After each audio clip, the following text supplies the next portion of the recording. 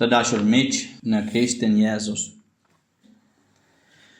E premta e madhe është gjyshe nga çdo ditë tjetër në vit. Në Finland e quajmë e premta e gjatë. Dhe me të vërtet që një e premt e gjatë për Zotin dhe shpëtimtarin ton, Jezu Krisht. Mund të ndjekësh vajtjet se e Krishtit ora pas orë, aq sa duket sikur ky rrëfim tronditës përsëritet nga e para. Në agim, Krishti ishte dënuar me vdekje nga kryepriftërinte. Në orët e para të mëngjesit njerëzit thrasin kryqësoje. Kur kambanat ranë për herë të parë, jehona atyre që më e zbehtë se zakonisht.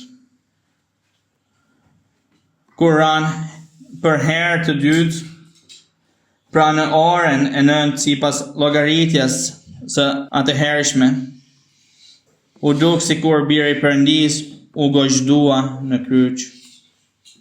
Tani që është ora 3, ai ka plot 6 orë i varur në kryq. 6 orë me dhimbje në rritje e me ankthit që ashpërsohet pa ndërprerë. Ja, pra, jemi bledhur para kryqit, në mes të vajtjes së Krishtit mbi kryq, dhe kemi bërritur në orën e vdekjes së tij. Sot, kryqi ngrihet mbi qiell. Çfarë mund të themi tani? Ndoshta më mirë do të heqnim krejt. Fjalët njerëzore nuk i përshtaten këtij vendi ku biri i Perëndis lufton me vdekjen. Por Krishti duhet të flasë si një mesazh prej kryqit. Dhe atje në kryq, ai shqipton 7 fjalë. Edhe pse në tekstin e sotëm nuk u lexua të 7-ta, unë mendoj se ja vlen t'i shërtojmë tani një nga një. Dhe fjala e parë e Jezusit në kryq gjendet të Luka 23:34, kur Jezusi thotë: O atë, fali ata, sepse nuk din çfarë bëjnë. Kjo është lutja e Jezusit në kryq, por njëkohësisht pasqyron dëshirën më të thellë të njerëzit. A është sot dikush këtu që ende nuk e di, nuk e kupton çfarë ka bërë? Ushtarët nuk e dinin. Bënin detyrën e tyre. Kishin pagesën për ekzekutimin. Dhe kjo ishte rrobat e Jezusit. Por nuk e kuptonin domethënien dis dhe biri i Perëndis. Ata as që e merrnin me mend. Edhe sot ka njerëz që rinë pranë kryqit të Jezusit si ushtarët, pa kuptuar asgjë. Ata kryejnë shërbimin e tyre, do të marrin pagë nga kesha e Krishtit, por nuk kuptojnë çfarë thotë kryqi. Nuk kuptojnë këtë klithme të lashtarshme që njerëzit i drejtojnë birit të Perëndis mbi kryq. Këtë mbritme dritëruese me të cilën Zoti na zbulon shtrirjen e frikshme të mëkatit ton. Megjithatë, Krishti lutet për shumë, pafundësisht shumë njerëz. O atë, fali ata, sepse nuk e din çfarë bëjnë. Fjallat ishte: o atë, fali ata, sepse nuk e din çfarë bëjnë. Kjo lutje duket sikur Krishti e mban dorën e tij mbi njerëzit, mbi fshatra e qytete, vit pas viti, edhe pse ata jetojnë pa pyetur për ungjillin, teksa me të drejtë do të meritonin zemërimin e Perëndisë, atë, fali ata. Një ditë, ai do të heqë këtë dorë. Një ditë, do të mbyllet kjo kohë hiri, dhe njerëzit do të dalin para gjyqit. Sot, kjo lutje ushton si një thirrje, qëndron mbi ne si një burojë mbrojtese. Por të dashur miq, shikohemi këtë burojë.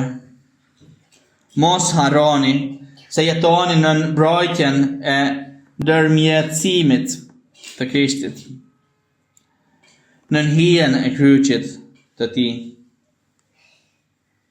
Fjala e dytë është testamenti i Krishtit për Marin dhe Gjonin. E gjejmë të Gjonit 19:26 deri 27.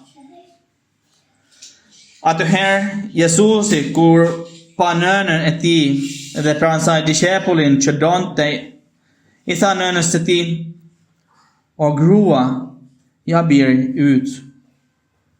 Pastaj i tha dishepullit: "Ja, nëna jote." Dhe që në atë moment ai e mori në shtëpinë e vet.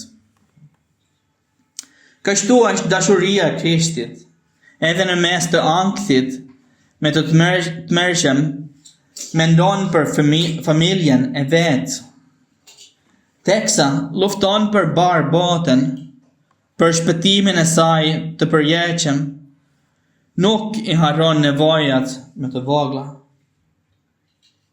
Edhe ai dëshiron që njëjta gjë të ndodhte në këmbët e kryqit të tij.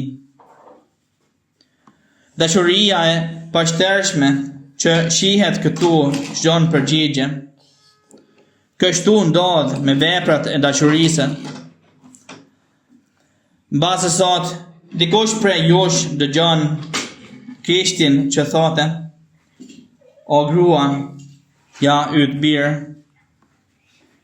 Ndoshta e ka fjalen për një vëlla të shpëtimtarit, për dikë pastrehe, për një të moshuar që ka nevojë për dashuri. Ndoshta sot Krishti nga kryqi i tij po ju shtyn ka një vepër të caktuar mëshire. Mbase mes gjithë këtyre vajtjeve, ai dëshiron t'ju nxjisë për një gjest të vogël, për një shërbim të shtuar nëpërmjet kryqit. Tani fjala e tretë e Krishtit në kryq, gjejmë të Luka 23:43. Krishti tha: "Në të vërtet po të them, sot do të jesh me mua në parajsje." Kjo fjalë i drejtohet zemrës së një hajduti.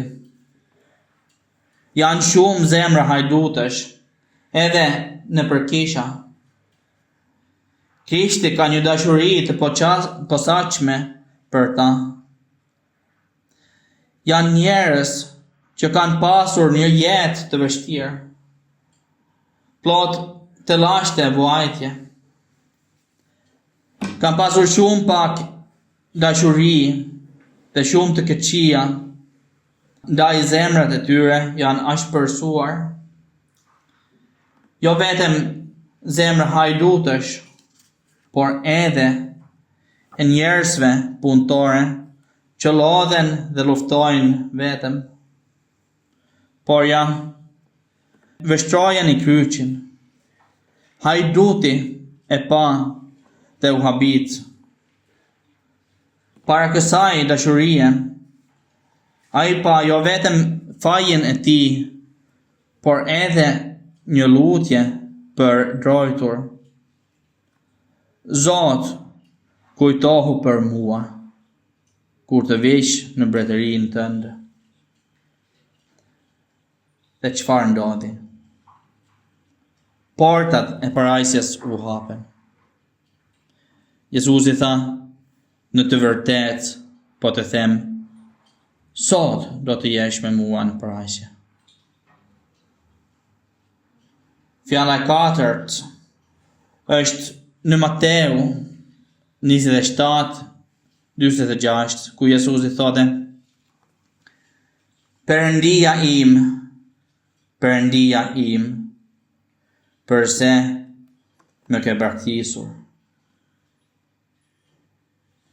Kjo është në britme për zemrat që ndidhen të dëshpëruara, një britme nga hanet me të thella të njerimit dhe dhimbjes njerësore. Tregon thellësinë e flijimit të Krishtit. Kur dhimbja u shtua, nuk beti me as paqja e brendshme. Si trupi, ashtu edhe shpirti u ligështuan.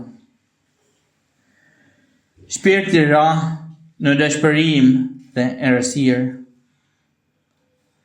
Nuk pati as një dorë të fuqishme që ta bante, as një gushëllim të frymës që ti jepte fort zemrës.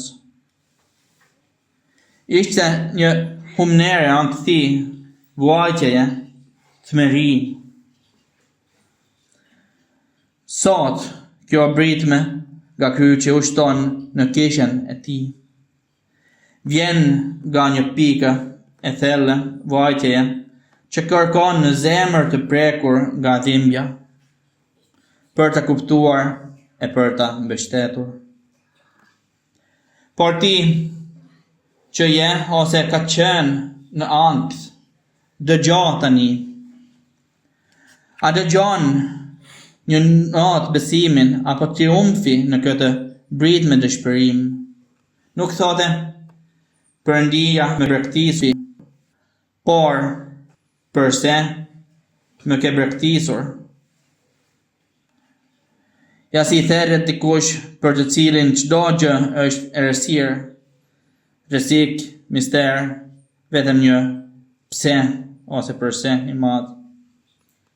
Megjithatë, ai e di se Perëndia është aty, se asgjë nuk është jashtë vullnetit të tij. Nga honi më i errët, ngrihet kjo britme drejtuar Zotit. Këtu qëndron fitoria e parë. Në këtë britme, Jezusi citon fillimin e Salmit 22, që përfundon si një salm besimi i triumfi. Mos e haro këtë kur të kaploje dëshpërimi, kur diçka duhet e pa shpresë e errët. Vështro kryqin, ankoju Perëndis, Krishti të kupton, merr lutjen tënde dhe paraqet të Perëndia. Dhe fjala e pestë në kryq është shkruar në Gjoni 19:28. Dhe Jezusi thotë, kam etje. Kjo është në thirrje drejtuar të varfërve e të shtypurve. Ja, njeriu, shikoni kryqin, vëllain tuan që vuajti e u torturua si ju. Nuk ishte e panjohur as një vuajtje apo nevoje e kësaj botë. Në kryq, ai mbarti jo vetëm fajin e botës, por edhe çdo dhimbje, sëmundje, uri e etje. Ai që tha, kam etje, Ati mund t'i besohet çdo hall njerësor. Ai të kupton. Por ka diçka më tepër në këtë fjalë. E bekuari ndihen një etje të thellë e të dhimbshme në këtë vuajtje që ende zgjat. Zemra e tij ka etje, jo për Perëndin, por për njeriu. Dashuria që digjej kur ai ofroi veten mbi kryq ende vazhdon. Ndoshta kjo etje është pikërisht për ty. Te fjala e 6 që Jezusi thotë mbi kryq, të është në Gjoni 19:30. Jezusi tha, u krye. U krye. Kjo fjalë është për mbar botën, për çdo njeri, për çdo shpirt. Një shpallje mbretërore ku e gjithë bota mund të gjej prehje. U krye. Kur Jezusi e thote këtë në kryq, çdo gjë hyn në këtë kryq. Kryqi përmbledh gjithë luftën e përjetshme mes Perëndisë dhe Satanit. Kryqi është pika ku gjithçka mblidhet. Nga poshtë, nga humnera dhe toka, gjiten të gjitha të keqijat dhe mëkatet e ekzistencës, duke bashkuar në kryq. Të gjithë grën zërin, kryqësoje, kryqësoje. Çdo mendim rebel ka rënduar këtu. Në trungun e kryqit përqendrohet çdo mëkat. Por njëjti kryq mban Krishtit Zot, në të banon tërësia e Perëndisë trupërisht. Asi është shkruar në Kolosanëve 2:9. Ai mban në trupin e tij gjithçka që zemra e Perëndisë përmban nga hiri, jeta e shpëtimit. Pikërisht këtu, ku mëkati arrin kulmin dhe bëhet me djallëzor, Krishti shkëlqen fitimtar në përplasjen e vendimtare. Ku gjaku i tij i shenjtë e çmuar tjetë për trungut dhe kryqit, fitoria sigurohet. Kryqi që mban të gjitha mëkatet e botës pastrohet, shndërrohet nga hiri jashtëzakonisht që i madh i Perëndisë. Dënimi u shpenzua, mjeti torturues u bë shenjë i shpëtimit. U krye. Aty mbi kryq, u krye. Kur kjo britme shpërndahet mbi barë të bledhurit, prek zemrat tona me gësim, forcë dhe sfide. Aty u krye. Por a është kryer edhe në zemrën tënde? A beson ti? A njeh princin e jetës si shpëtimtari tënd? A merr pjesë në këtë testament, në mrekullinë e hirit për të cilën flet e premtja e madhe? Fjala e 7 e fundit në kryq është kur Jezusi briti: O Atë, në duart e tua po e dorëzoj frymën time. Në fund, kjo është lutja që në përfshin të gjithëve sot. Atë, në duart e tua po e dorëzoj frymën time. Këtë fjalë të shpëtimtarit që po vdes janë sot një lutje në të cilën ai na udhëheq, një lutje që na ngre drejt Perëndisë. Kur Krishti vdiq, ai e dorëzoi frymën e tij në duart e Atit. Por në vdekjen e tij, Ai gjithashtu dorësoi edhe shpirtet tanë në duart e Perëndisë. Hynia e tij na beshqell. Ne, mëkatarët e dënuar, mbrezi i larguar, ne që jemi pjesë e këtij skandali, të gjitnje të gatshëm të kryqësojmë. Ai na ka vendosur në duart e Perëndisë përmes vdekjes së tij. Lëri vetes të rrëmbejë e të ngreje kjo lutje e Krishtit. Dorëzoju atij, kërko me seriozitet të jesh pjesë e keqes së tij shpëtuese, dhe bëje qëllimin tënd. Ai do të më prije dhe kjo që ka bërë për mua të mos shkoje kot. Amen.